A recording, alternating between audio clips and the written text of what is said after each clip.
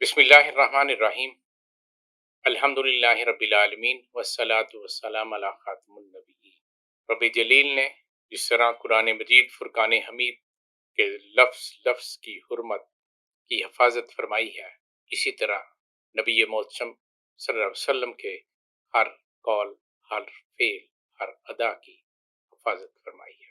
نبی کریم صلی اللہ علیہ وسلم جس معاشرے میں آپ صلی اللہ علیہ وسلم کا ظہور ہوا، اس معاشرے میں یہ رواج تھا کہ شہر میں پیدا ہونے والے بچے گاؤں میں بدوی خواتین کے حوالے کر دیے جاتے تاکہ شہر کی آلودگی سے محفوظ وہ بچے شیر خارگی کا زمانہ گزار لیں۔ مکہ کے قرب و جوار میں سال میں ربیع اور خریف کے موسم میں بدوی خواتین مکہ کا رخ کرتی اور نومولود بچوں کو معاوضے پر دودھ پلانے کے لیے اور گاؤں کا ماحول دینے کے لیے انہیں لے جاتی۔ نبی محتشم صلی اللہ علیہ وسلم جب اس جہان رنگبو میں تشریف لائے، اس سال کو عام الفیل بھی کہتے ہیں۔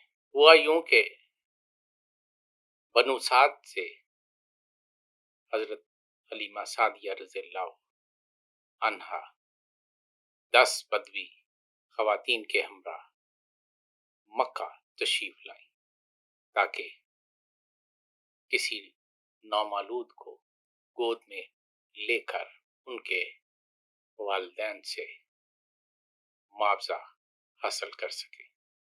نبی محتشم صلی اللہ علیہ وسلم کا گھرانہ معزز اور محترم مانا جاتا ہے، لیکن اس وقت کے معاشی حالات کچھ ایسے تھے کہ ان بدوی خواتین نے اس طرف کا رخ نہ کیا۔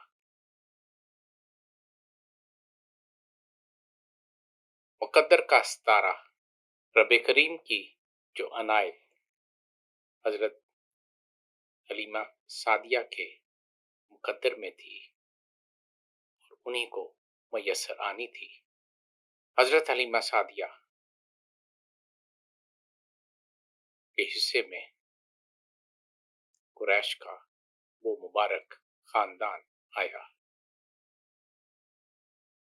جہاں سے کائنات کو ہدایت کا رستہ ملنا تھا، رحمت و نور کی برسات ہونی تھی۔ جب حلیمہ سعدیہ رضی اللہ عنہا مکہ کی طرف آ رہی تھی، ان کے پاس ایک دراز گوش اور ایک اونٹنی تھی۔ ان کے ہمراہ ان کا بیٹا عبداللہ بن حارث اور ان کا شوہر حارث۔ نبی محتشم صلی اللہ علیہ وسلم کو جب حضرت حلیمہ سعدیہ رضی اللہ عنہا نے گود لے لیا تو گویا حضرت حلیمہ سعدیہ رضی اللہ عنہا کی زندگی حیات میں بدل گئی۔ وہ دراز گوش اور اونٹنی جو نکاحت کی وجہ سے چل نہ سکتی تھی، نبی کریم صلی اللہ علیہ وسلم کے فیوز و برکات سے وہ دراز گوش قافلے میں سب سے آگے نکل گئی۔ وہ اونٹنی جو دودھ سے کوسوں میل دور تھی، فراوانی سے سیراب ہو گئی۔ خود حضرت حلیمہ سعدیہ کا بیٹا عبداللہ بن حارث تنگی رزق کی وجہ سے شیر خارگی میں سو نہ سکتا تھا، اور ساری رات روتا رہتا تھا جب نبی کریم صلی اللہ علیہ وسلم کی آمد ان کے ہاں ہوئی تو حضرت حلیمہ سعدیہ کے اعصابی توانا ہو گئے. نبی محتشم صلی اللہ علیہ وسلم شیر خارگی میں ہیں اور ان کی منصفی دیکھیے کہ صرف دائیں طرف سے دودھ پیتے ہیں اور بائیں طرف کا دودھ اپنے رضائی بھائی کے لیے چھوڑ دیتے ہیں.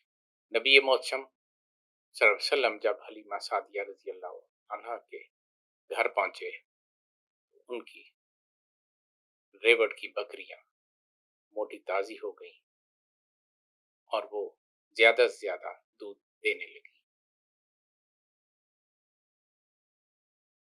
جب نبی کریم صلی اللہ علیہ وسلم کو احتراماً دراز گوشت کے